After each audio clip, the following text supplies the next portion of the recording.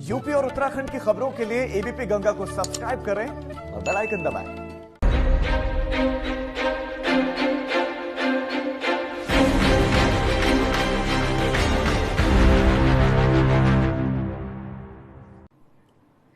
नमस्कार, स्वागत है आपका। आपके साथ मैं हूं प्राची पाराशर। कोरोना के नाम पर सावधानियां बरतने को लेकर लगातार सरकार आगाह कर रही है। अस्पतालों में इलाज के साथ साथ होम आइसोलेशन की मंजूरी भी सरकार की तरफ से मिली है, लेकिन अस्पतालों के झोल खत्म होने का नाम नहीं ले रही हैं। ऐसा ही एक मामला सामने आया है राजधानी लखनऊ में, जहां 2 मेडिकल कॉलेज पर बड़े ही संगीन इल्जाम लगे हैं। ये इल्जाम सीधे सीधे मानव अंगों की तस्करी से जुड़े हैं। अब इस मामले में मुख्यमंत्री ने जांच के आदेश दे दिए हैं।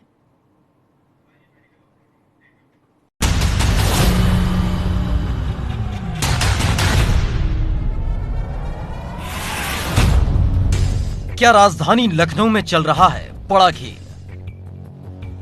क्या कोरोना में इलाज के नाम पर रुपयों की चल रही लूट? क्या मौत के बाद चल रहा अंगों की तस्करी का धंधा? क्या मुख्यमंत्री की सख्ती के बाद टूटेगा धंधेबाजों का नेटवर्क? आखिर क्यों करनी पड़ रही लखनऊ के 2 मेडिकल कॉलेज मामलों की जांच? ये बेहद डराने वाला और दिलचस्प मामला है, क्योंकि अब तक कोरोना के नाम पर अस्पतालों में लूट का मामला सामने आता रहा है।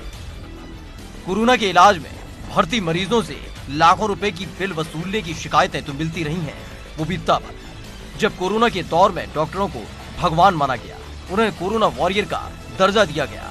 उनके सम्मान में देश ने ताली बजाई, थाली बजाई, दिए जलाए और फूल बरसाए।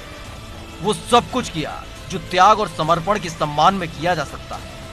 लेकिन अब जो खुलासा लखनऊ के 2 मेडिकल कॉलेज को लेकर हो रहा है, वो न केवल चौंकाने वाला है, बल्कि नफरत से भर देने वाला भी है। आइए सबसे पहले आपको बताते हैं उन 2 मेडिकल संस्थानों के नाम। इसमें पहला नाम है integral institute of medical science and research, पता कुर्सी रोड लखनऊ। दूसरा नाम है न्यू एरा मेडिकल कॉलेज एवं अस्पताल, पता हरदोई रोड सरफराजगंज लखनऊ। इन दोनों अस्पताल पर बेहद गंभीर आरोप लगे हैं। आरोप है कोरोना मरीजों के इलाज में कोताही का, और इसमें संगीन इल्जाम है कोरोना मरीजों की मौत के बाद उनके अंगों की तस्करी का। अब इसकी जांच के आदेश मुख्यमंत्री योगी आदित्यनाथ ने दे दिए हैं। इस पूरे मामले में खुलासा किया कि युवक की मौत के बाद उसके परिवार की शिकायत है। चिन्हट इलाके के रहने वाले आदर्श पांडे कोरोना संक्रमित होने के बाद इन्हीं अस्पतालों में इलाज के लिए जूझ रहे थे, लेकिन इन अस्पतालों में चल रहे खेल का उन्होंने पहले घर वालों से खुलासा किया, क्योंकि आदर्श खौफजदा थे कि कहीं उनके साथ भी वो सब ना हो और उनकी आशंका सही साबित हुई। 22 सितंबर को एरा मेडिकल कॉलेज में भर्ती होने के बाद किसी वजह से उन्हें फिर integral institute of medical science में भर्ती करा दिया गया, जहां 26 सितंबर को आदर्श की मौत हो गई। कब, कैसे, क्यों और क्या हुआ, सुनिए उनकी बहन से।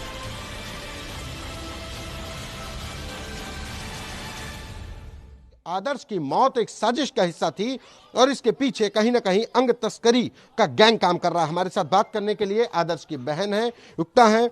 क्यों लगा आपको ऐसा, किस तरीके की शिकायतें थी और आदर्श ने आपको क्या बताया? मैसेज यही थे, पहले तो हमारी बात ही नहीं हो पा रही थी 4-5 दिन, और मैसेज सिर्फ यही थे कि यहाँ पे किडनी का बिजनेस होता है और यहाँ पे ऑर्गन्स निकाले जाते हैं युवाओं के, और सिर्फ ये हिंदू युवाओं के ही ऑर्गन्स निकाले। और उसने एक्चुअली एक दिन पहले एक लड़की की डेथ होते हुए, ऑर्गन्स निकालते हुए, ऑपरेट करते हुए देख लिया था और उसका वीडियो क्लिप बना लिया था। नो डाउट वहाँ पे अंग तस्करी चल रही थी और मेरा भाई एक गवाह था। 20 तारीख की बात करें, 20 सितंबर को एक लड़के को मारा, उसके ऑर्गन्स निकाले, उसका ऑपरेट किया, जो कि मेरे भाई ने अपने आंखों से देखा था और वो गवाह था। उसी दिन से इंटीग्रल वालों को कहीं ना कहीं दहशत पैदा हो गई थी और ये लग रहा था कि अगर ये लड़का यहाँ से बाहर निकलेगा तो मेरी पोल खोल देगा। उन्होंने लापरवाही के साथ किडनी गैंग का खुलासा किया था व्हाट्सएप चैट में और बताया यहाँ पे किडनी जैसे गंदे काम होता है।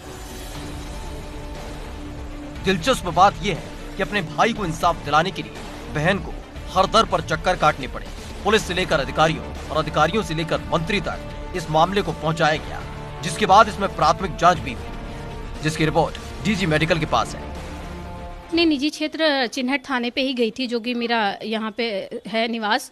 तो मैंने इनसे कहा था, तो इन्होंने कहा मेरे एरिया का मामला नहीं है, जहाँ पे ये हादसा हुआ आप वहाँ जाइए। फिर मैं गुडम्बा थाने गई। गुडम्बा थाने में जैसे ही मैं उतरी, वहाँ पे SHO RP सिंह थे।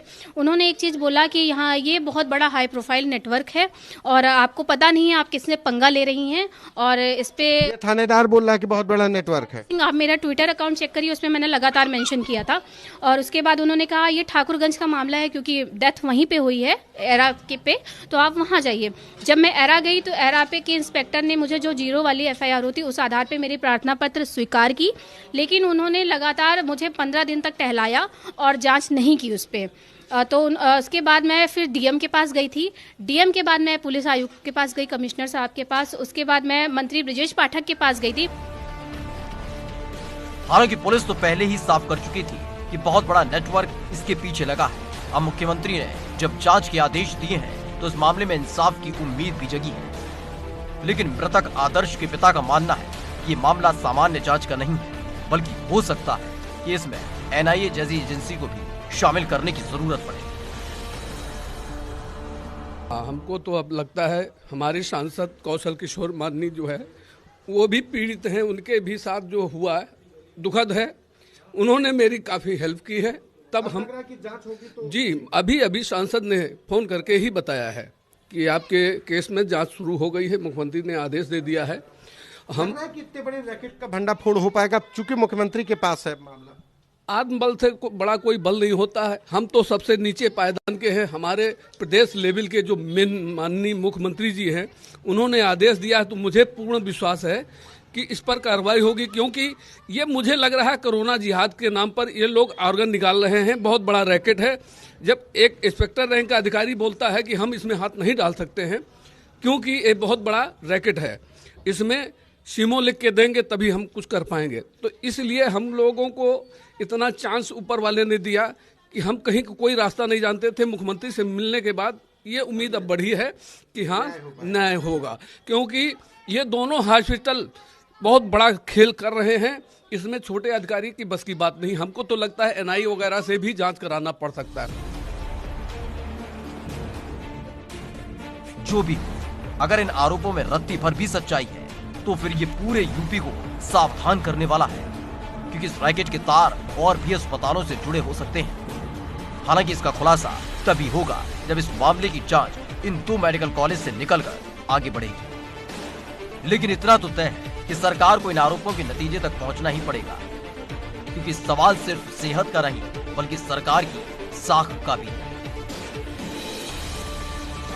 लखनऊ के जो 2 बड़े मेडिकल इंस्टीट्यूट्स हैं, इंटीग्रल मेडिकल इंस्टीट्यूट्स और एरा मेडिकल कॉलेज, इन दोनों के अंदर कोरोना के इलाज के नाम पर अंग तस्करी हो रही है। ये आदर्श के पिता ने मुख्यमंत्री को जो शिकायत की उसमें लिखित तौर पर ये आदेश, ये कहीं ना कहीं आरोप लगाया है। और अब इस पूरे मामले पर मुख्यमंत्री के निर्देश पर अब जांच हो रही है, तो जाहिर है परिवार को भी न्याय की उम्मीद जगी है कि अब दूध का दूध और पानी का पानी जरूर होगा।